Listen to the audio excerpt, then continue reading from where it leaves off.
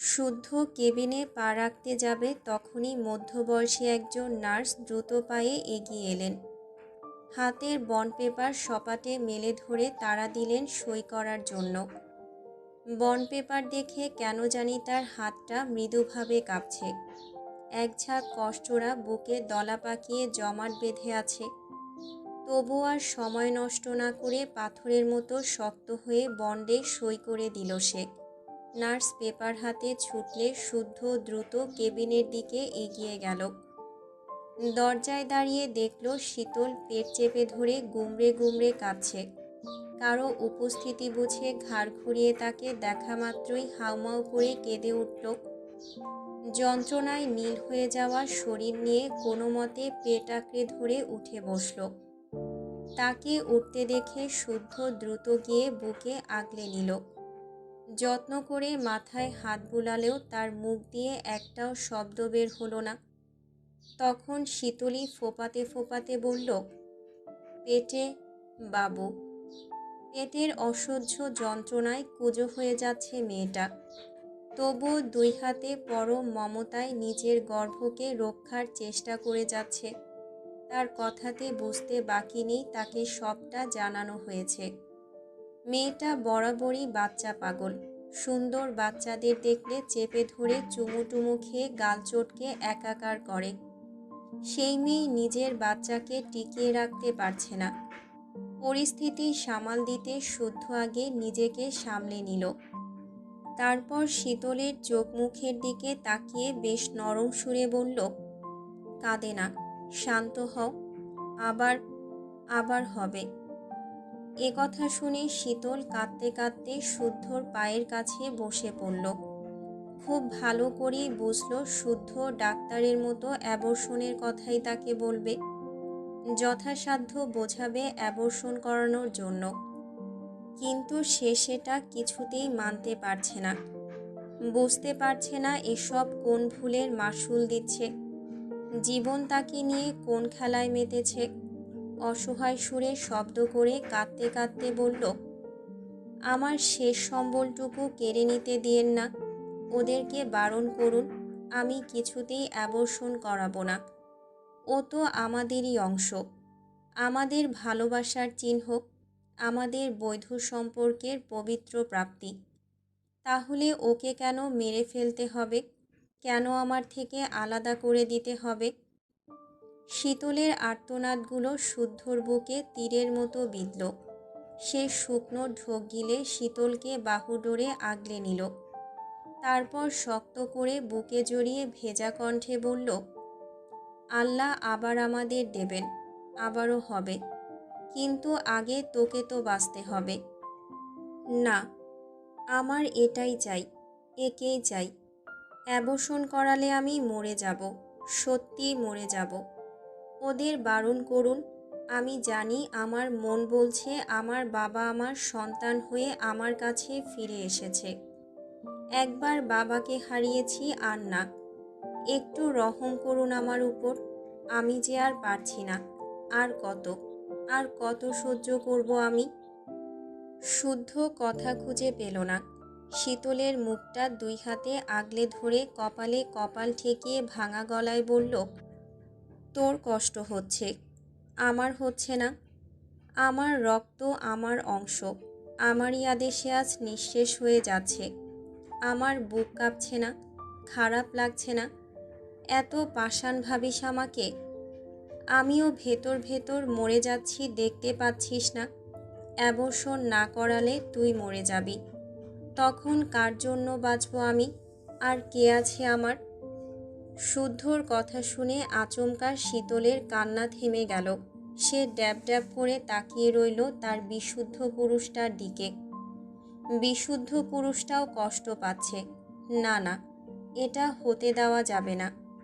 পৃথিবী সমান কষ্ট এসে তার বুকে জমা হলেও সে প্রার্থনা করবে তার প্রিয় পুরুষটা সব সময় ভালো থাকুক, সুস্থ থাকুক।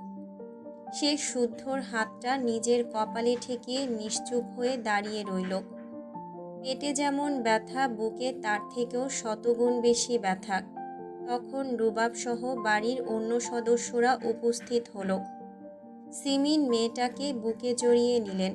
তখন নার্স এসে ইশারা করতেই শুদ্ধ কাঁধ জড়িয়ে ধরে শীতলকে অপারেশন থিয়েটারের ভেতরে নিয়ে গেল।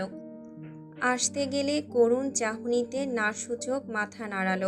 তার ভয় লাগছে, বড্ড অসহায় লাগছে। অগত্যা শুদ্ধ ডাক্তারকে রিকোয়েস্ট করায় থাকার অনুমতি পেল। অতঃপর ডাক্তাররা টুকটাক কী সব করল।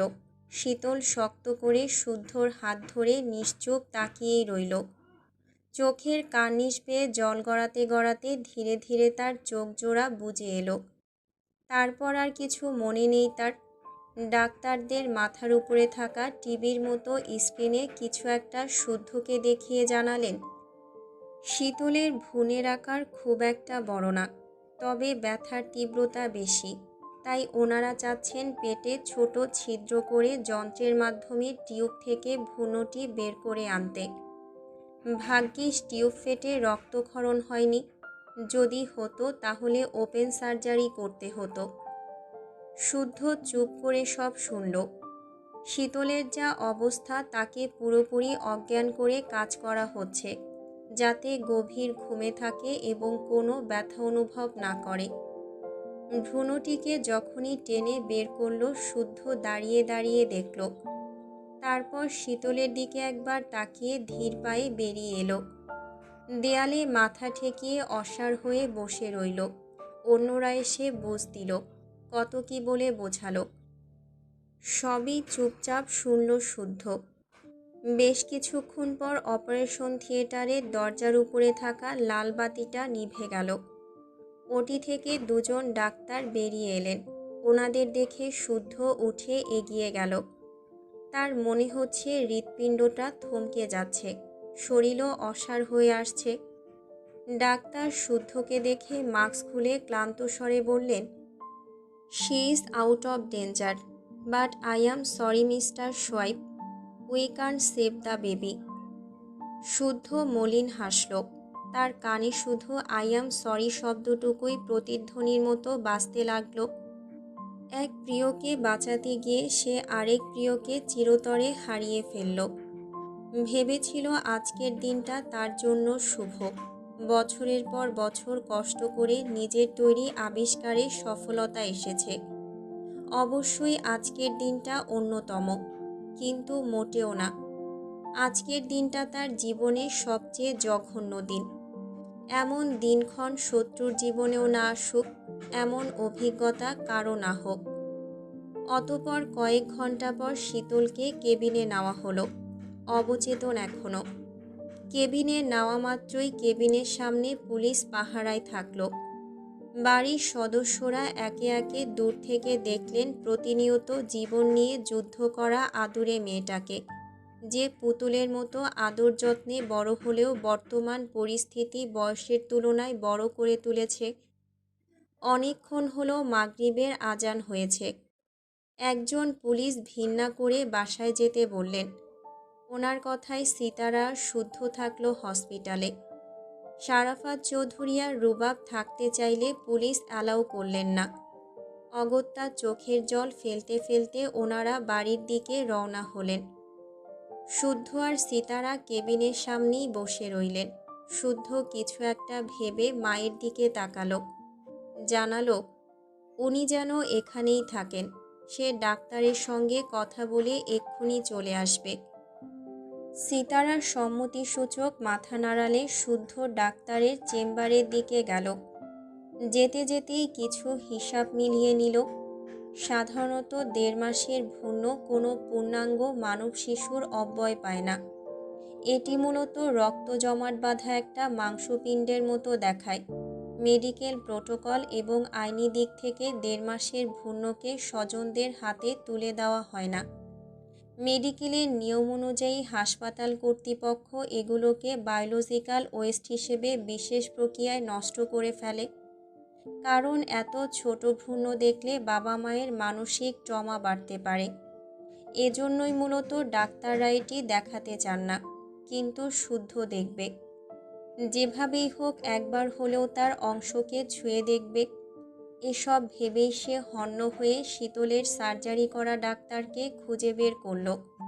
ডাক্তার পেশেন্ট দেখে বাসায় যাওয়ার জন্য তৈরি হচ্ছিলেন। শুদ্ধ কথা বলতে চাইলে বিরক্ত হলেও চেপে গেলেন। শুদ্ধ কয়েক সেকেন্ড চুপ করে থেকে খুব কাতর স্বরে অনুরোধ করল শেষবারের মতো তার সন্তানকে দেখতে যাওয়ার। তার সন্তানের অব্যয় না হোক, মানব গঠনের আকার না থাকুক, তবুও সে দেখবে, একটু ছুঁয়ে দেখবে এবং নিজের হাতে দাফন করবে। মধ্যবয়সী ডাক্তার তার কথা শুনে চশমা খুলে হাতে নিলেন। জিজ্ঞাসা করলেন, প্রথম সন্তান ছিল? জি। ইয়াংম্যান, সবই বুঝছি, কিন্তু হসপিটালের নিয়ম অনুযায়ী যা চাচ্ছেন তা দেওয়ার নিয়ম নেই। ও তো বেঁচে নেই, হেলায় ফেলে দেবেন। এর চেয়ে আমার অংশ না হয় আমাকেই দিন প্লিজ। ডাক্তার কয়েক সেকেন্ড শুদ্ধর মুখের দিকে তাকিয়ে রইলেন। কেন জানি কাতর সুরে বলা কথাটা ফেলতে পারলেন না। নার্সকে ডেকে নিচু স্বরে আদেশ করলেন ভ্রূণটা আনতে। নার্স একটা ছোট কাচের জারে ছোট্ট একদলা রক্তাভ মাংসপিণ্ড এনে শুদ্ধর হাতে দিল। শুদ্ধ কাঁপা কাঁপা হাতে সেটা নিল।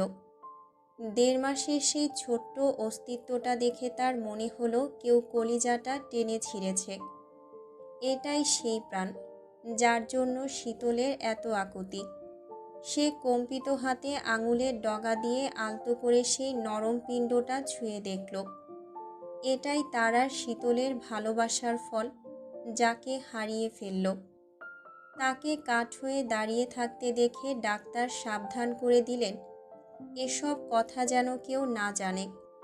শুদ্ধ মাথা নাড়িয়ে জারটি টিস্যুতে মুড়িয়ে নিল। তারপর ডাক্তারকে ধন্যবাদ জানিয়ে দ্রুত পায়ে বেরিয়ে গেল। ডাক্তার তার যাওয়ার দিকে এক পলক তাকিয়ে নিজেও বেরিয়ে গেলেন। রোজ রোজ কত ঘটনার সাক্ষী হতে হয়, আর মানুষ অভ্যেসের দাস। আগে সব দেখে খারাপ লাগলেও নিত্য নতুন ঘটনার সাক্ষী হয়ে অভ্যেস হয়ে গেছে। সিতারা চৌধুরী ওখানেই বসে আছেন। শুদ্ধ একটা ব্যাগ নিয়ে মায়ের পাশে বসল। মা ছেলে নীরবতার মাঝেই বেশ কিছুক্ষণ কেটে গেল। শুদ্ধকে মাথা নিচু করে বসে থাকতে দেখে সিতারা হঠাৎ ছেলের কাঁধে হাত রাখতেই শুদ্ধ তাকালো। তার চোখ জোড়া জলে টইটুম্বুর। চোখের পলক ফেলতে না চাইলেও ঝরঝর করে অশ্রু ঝরে গেল। মায়ের সামনে কান্না করা যায় নাকি? সে পালিয়ে বাঁচতে দ্রুত চোখ মুছে উঠে দাঁড়াতে গেলে সিতারা হাত ধরে থামিয়ে দিলেন। ছেলের বুকে পিঠে মাথায় মমতার হাত বুলাতে বুলাতে ব্যাকুল স্বরে বললেন, কষ্ট পাস না বাবা, সব ঠিক হয়ে যাবে। শুদ্ধর মনে পড়ে না সে মায়ের সামনে শেষ কবে কেঁদেছে। এতদিন পর, এত বছর পর আজকে এই মুহূর্তে নিজেকে বড্ড অসহায় বোধ করল সে। এদিকটায় কেউ আসছে না দেখে মায়ের পায়ের কাছটায় হাঁটু মুড়ে বসে পড়ল। মুখ লুকালো মমতাময়ী মায়ের কোলে। চোখের পানি ঝরঝরিয়ে ঝরতে লাগল। শক্ত মনের ছেলেটাকে এভাবে কাঁদতে দেখে সিতারা দিশা হারিয়ে ফেললেন। নিজেও কাঁদতে কাঁদতে পাগলের মতো ছেলের বুকে মাথায় পিঠে একবার করে হাত বুলাতে লাগলেন। মায়ের সামনে ছেলে কাঁদলে কোনো মা শান্ত থাকতে পারে? শুদ্ধ বরাবরই ওনার বাধ্য ছেলে, অথচ সেই ছেলে আজ ভেঙে পড়েছে। না জানি কত কষ্ট পাচ্ছে ছেলেটা। শুদ্ধ এতক্ষণ নিজেকে সামলে নিলেও কেন জানি আর পারল না। ধৈর্যহারা হলো সে। সহ্য শক্তির মাত্রা অতিক্রম করে বাচ্চাদের মতো মায়ের হাত আঁকড়ে ধরল।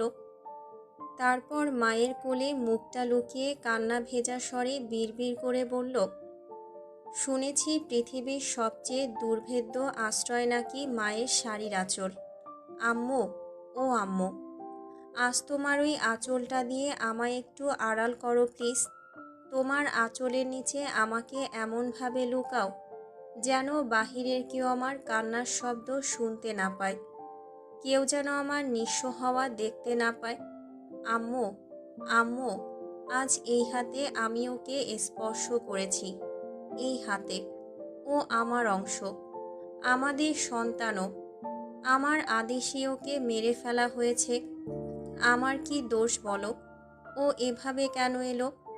এলোই যখন এভাবে কেন? ও তো কেবল রক্তপিণ্ড মাত্র।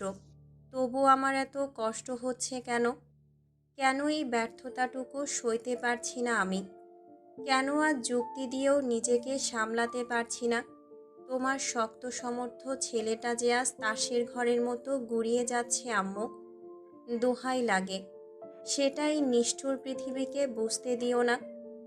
বুঝতে দিও না শুদ্ধরাও ভাঙে, শুদ্ধদেরও কষ্ট হয়। আপনজন হারিয়ে শুদ্ধদেরও বুকের ভেতরটা রক্তাক্ত হয়, অসহ্য যন্ত্রণায় কাতর হয়। আজ তোমার ছেলে হেরে গেছে আম্মু।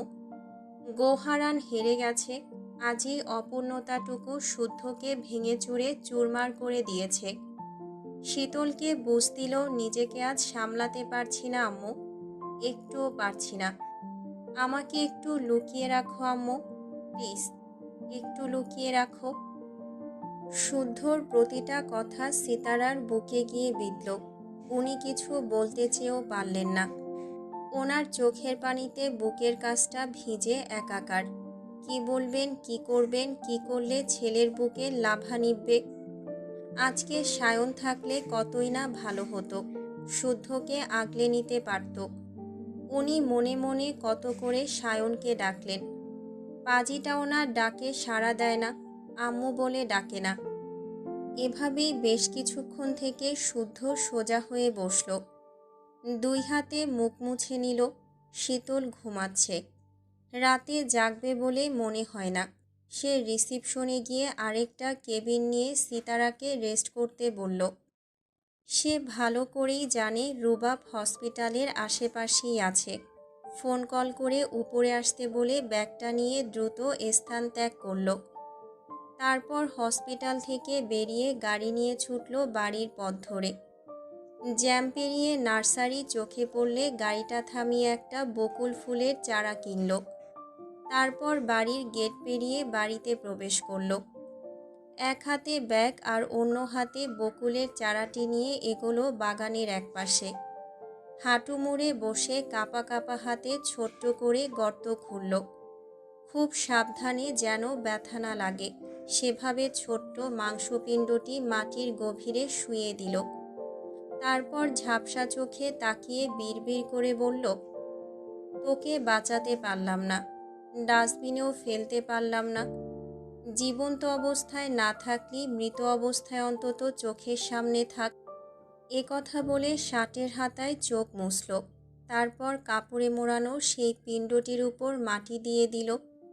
সামান্য এই কাজটুকু করতে গিয়ে তার মনে হলো মাংসপিণ্ড নয়, নিজের কলিজাটাকেই কবর দিচ্ছে। এই দৃশ্যটুকু অদূরে দাঁড়িয়ে দেখলেন শারাফাত চৌধুরী।